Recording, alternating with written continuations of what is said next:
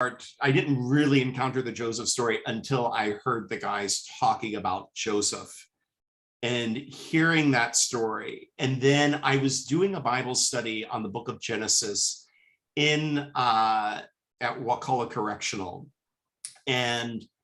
then I started having conversations. We had our own Bible study. I was doing the letters of Paul, and then I was doing this a class on the Pentateuch, and a lot of it was on Genesis.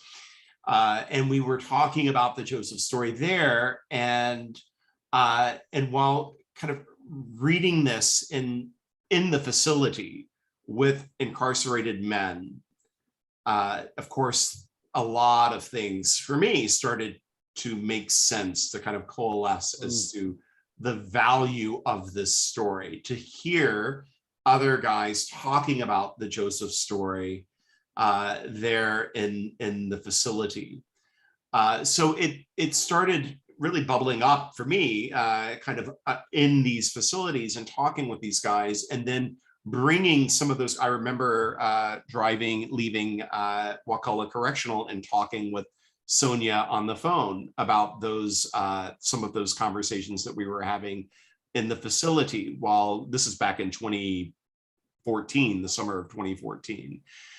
So, you know, and just to kind of go back to what Sonia was saying, you know, because we were reading the book of Genesis, and there's something so powerful when you come to the end of the book of Genesis, and you're having this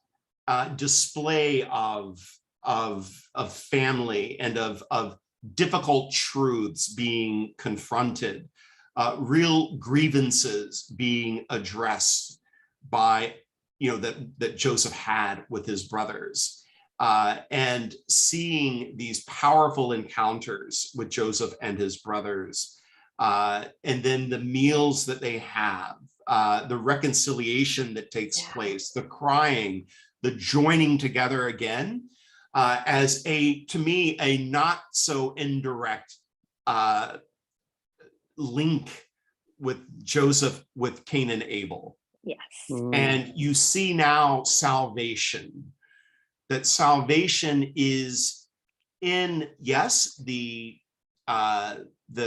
confronting of a wrong that was done, acknowledging that wrong,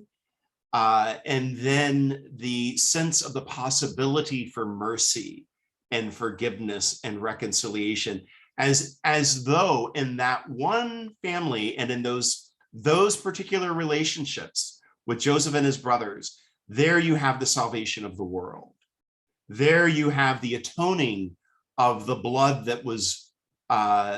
taken, the life that was taken with Abel, and the restoration of those relationships, and all the other, you know, Jacob and Esau, and all these other relationships that were torn and in some way, you know, people alienated, estranged from one another, as though in that moment, it's not only the reconciliation of Joseph and his brothers, which it very much is, but it becomes now the reconciliation of the human race.